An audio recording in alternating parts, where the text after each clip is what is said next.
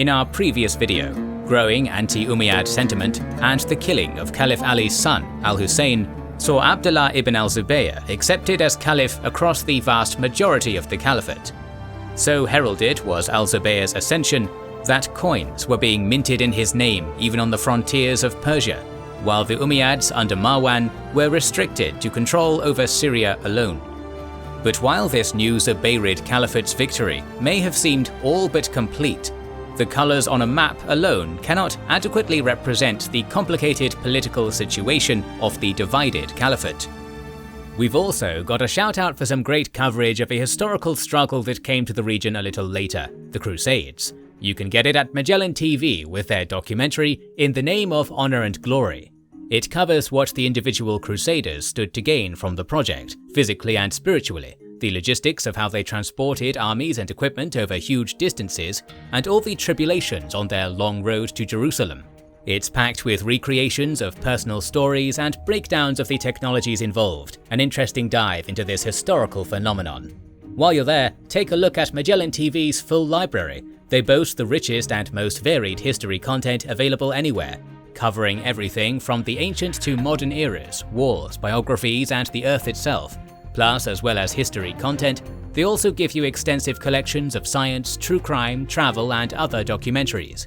They also add 15 or more hours of 4K high-definition content every week for their subscribers at no extra cost. It's all viewable anytime, anywhere, on televisions, laptops, mobile devices, and more. Get access to 3,500 hours of ad-free documentaries for only $4.99 a month, and get a month for free by subscribing to Magellan TV via our link in the description. In many cases throughout the empire, local notables had nominally sworn loyalty to Ibn al-Zubayr while remaining functionally neutral, using the breakdown of authority to avoid Umayyad taxation. In others, Zubayrid authority was reliant on unsteady alliances with Kharijites and Shiites, and though these groups might have made common cause with Ibn al-Zubayr at first in order to topple the Umayyads, an alliance with the Kharijites would never be a lasting one unless he adopted their beliefs, alienating his other supporters in the process, and the Shia refused to name him caliph, seeking for a descendant of the murdered Caliph Ali to take his place on the throne. Thus, while Marwan controlled a secure Syrian power base and the caliphate's treasury, Ibn al-Zubayr struggled to create a united front amongst his supporters, leaving the Umayyads stronger and the Zubayrids weaker than their lopsided territorial control would suggest.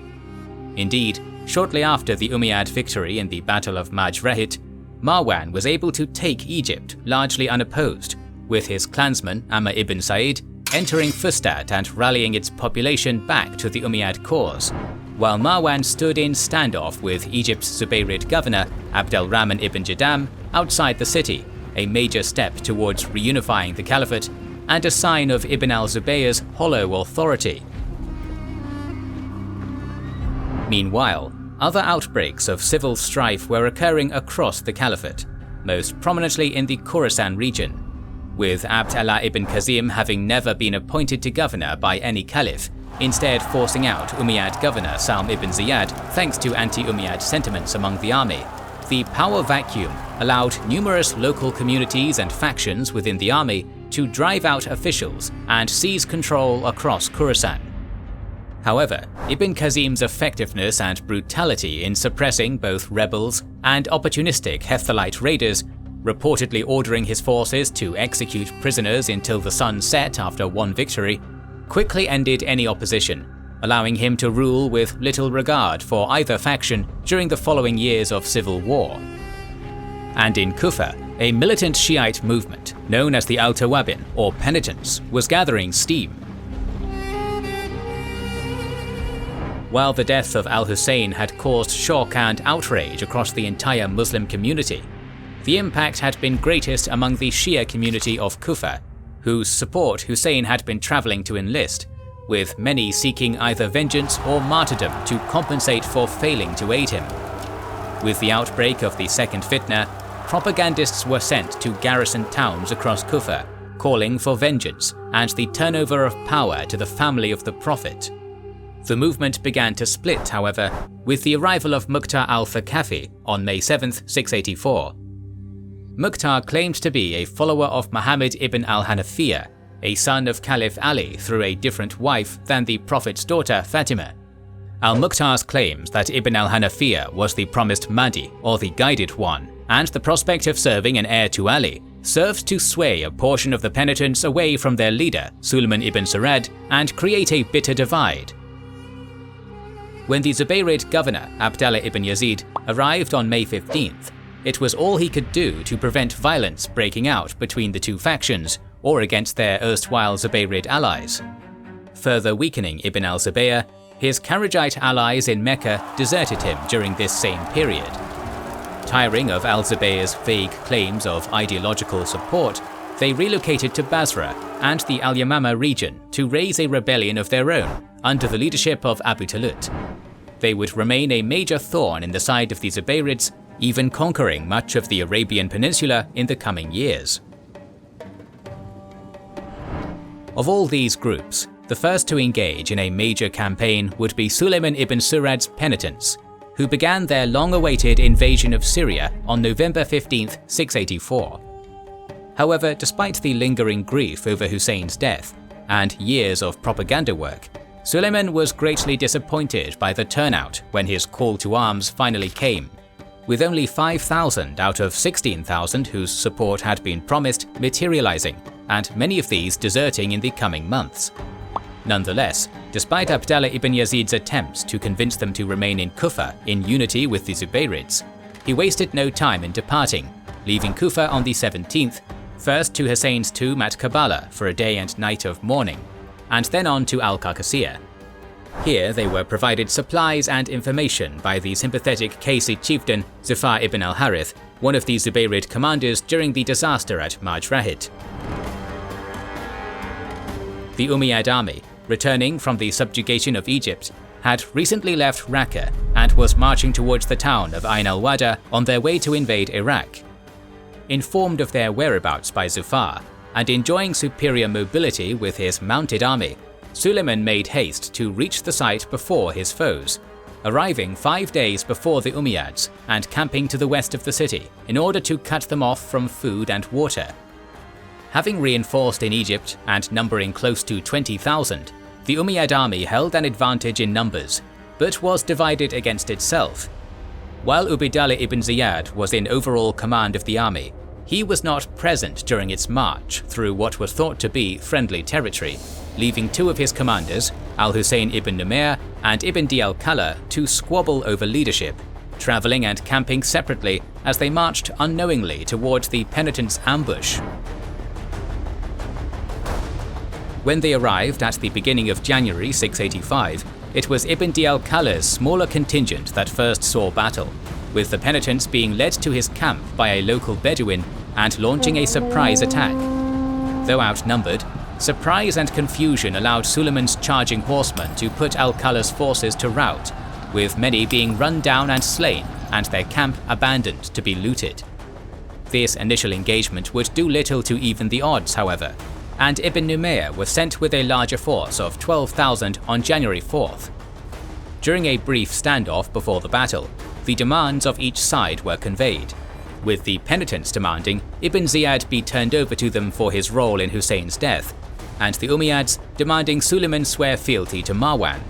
But these demands were little more than formality, the two armies coming together in battle after their refusal.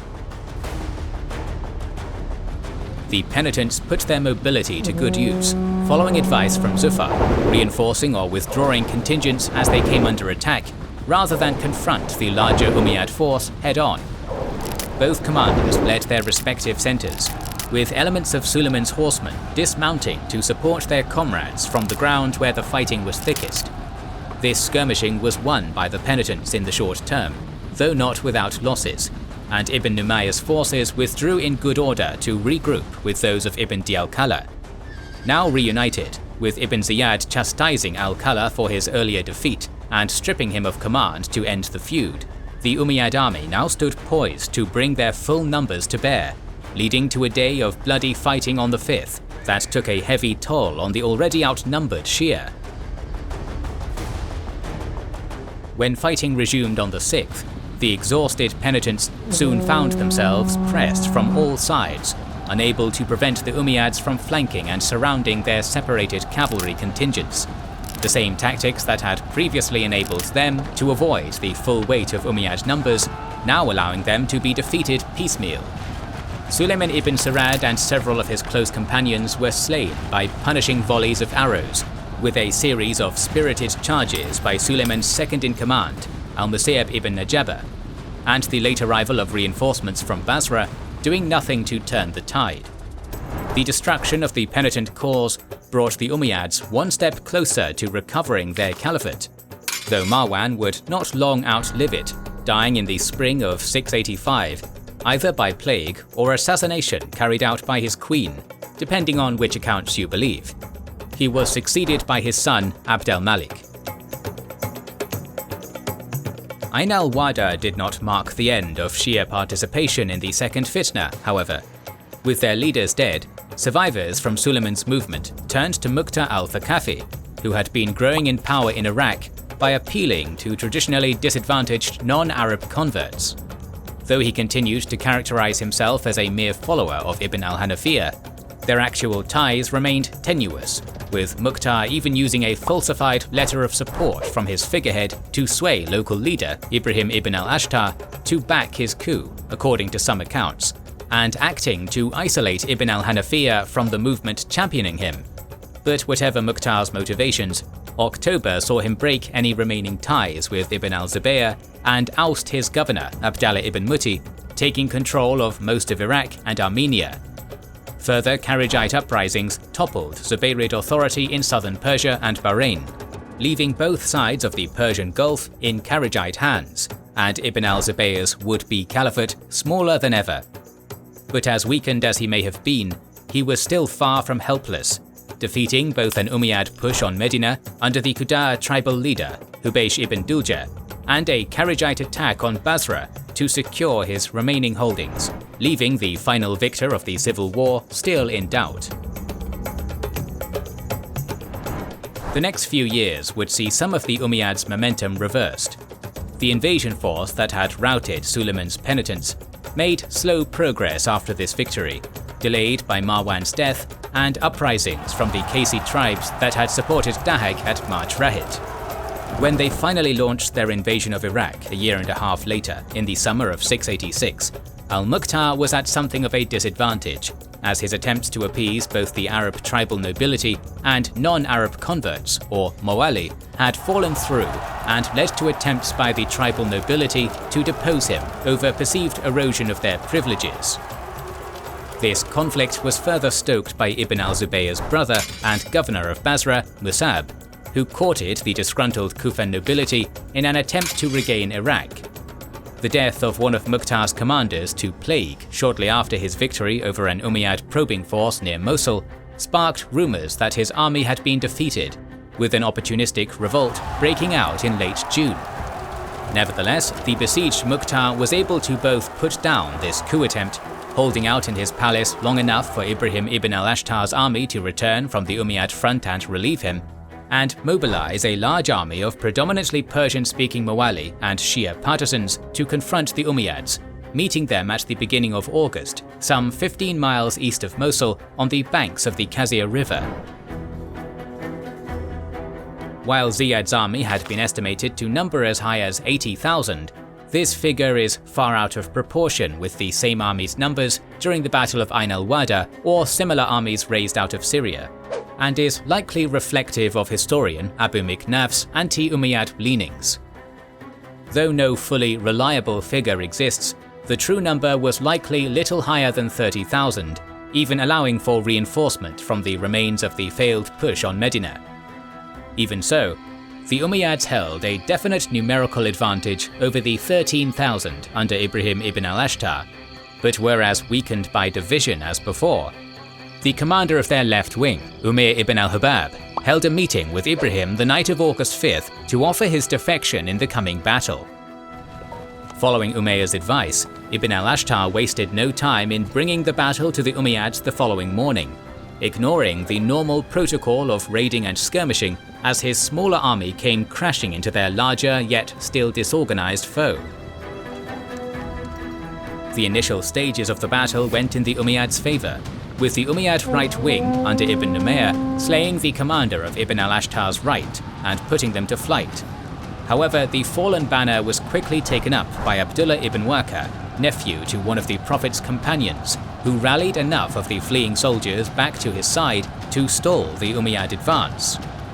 On the Umayyad left, accounts conflict on Umayyah's role, with the historian al-Kalbi claiming the promised defection never materialized and Umayyah remained loyal to Ibn Ziyad, while others hold he deserted the battlefield. As he and Ibn al-Ashtar conversed peacefully after the battle, the latter is likely closer to the truth, but either way, he took a rather passive role, his inaction leaving the Umayyad center open for the Kufan right and center to launch a desperate flanking attack. Crucial in this effort was Sharik ibn Jadir al-Taglibi, a warrior who had fought under Caliph Ali in the first fitna, whose furious cavalry charge carved open a path to Ubayd Allah ibn Ziyad and toppled the Umayyad banners. With the death of Ibn Ziyad and the continuing dissension and rivalry within the Umayyad ranks, the great army quickly dissolved, Umayyah's forces departing peacefully, while many others drowned trying to flee across the Qazir River. The short but brutal battle would delay any further Umayyad move against Iraq for several years, but do little to secure Mukhtar's unstable position, with the Zubayrids and his own tribal nobility still conspiring against him. Some months later, most likely in the late autumn of 686, Musab ibn al-Zubayr would march out of Basra for his own invasion, bolstered by exiled Kufan noble rebels. Given little time to recover, Ibn al-Ashtar's army made haste to meet them, though without the leader that had carried them to victory against the Umayyads. Ibn al-Ashtar himself, now the Zubayrid-friendly governor of Mosul, abandoned Mukhtar's cause under unclear circumstances in Qazir's aftermath, the coinciding defection of Umayyah suggesting a likely pact between the two. Amr ibn Shumayt took command. Though lacking his predecessor's experience, his army soon met with disaster just north of Basra at Madha, with resentment among the tribal nobility in both armies towards the Mawali making up the bulk of Mukhtar's forces coming to the fore in gruesome fashion. While non-Arabs were traditionally barred from serving as mounted warriors, Mukhtar had relaxed this rule and increased their pay to earn their support. Yet at the Battle of Madha, Ibn Shumayt once more required them to dismount and fight as foot soldiers. When Ibn Shumayt was slain and his army routed, the Kufan horsemen escaped, while huge numbers of the Mawali infantry were run down and slaughtered by the vengeful exiles, suffering a massively disproportionate death toll, with few escaping and no prisoners taken. This disaster shook faith in Mukhtar's messianic movement, and total collapse was not long in coming. The Zubayrid invasion force made haste by boat and horse towards Kufa, hastily assembling another army and attempting in vain to delay the invaders by flooding the canals along the Euphrates. Mukhtar would personally lead his army in the second desperate clash against the Zubayrids at Harura on Kufa's outskirts. Mukhtar and his forces fought bravely, with the battle initially in the balance. Muhammad ibn al-Ashath, leader of the Kufan exiles fighting under Musab, was slain, and the Highland Hijazi tribesmen, making up a fifth of the Basran force, fled early in the battle. However, these initial successes would be brought to naught when the Basran left wing, which, under the cautious al-Malab Abi Sufra, had initially held back from the fighting, swung forward, crushing and routing Kufan forces already bloodied and exhausted from almost a day's fighting. Though Mukhtar narrowly escaped, his army and hopes were destroyed, and his supporters executed en masse by the victors, with the 4-month palace siege in Kufa only dragging out the inevitable. On April 3, 687, Musab's forces stormed his palace and executed him, swiftly restoring Armenia and Iraq to the Zubayrid fold. Other than Kharijite raiding and small border confrontations, the resulting Umayyad-Zubayrid stalemate would persist for the next 4 years, with both sides exhausted by the long civil war and no major battles between the two occurred until 691. During this time, the long-neglected frontiers saw action once more, with an Umayyad army under Zubayr ibn Qais dispatched to the mountains of Algeria, where the Byzantine-allied Berber king, Caecilius, had taken advantage of the civil war to overrun much of Ifriqiya.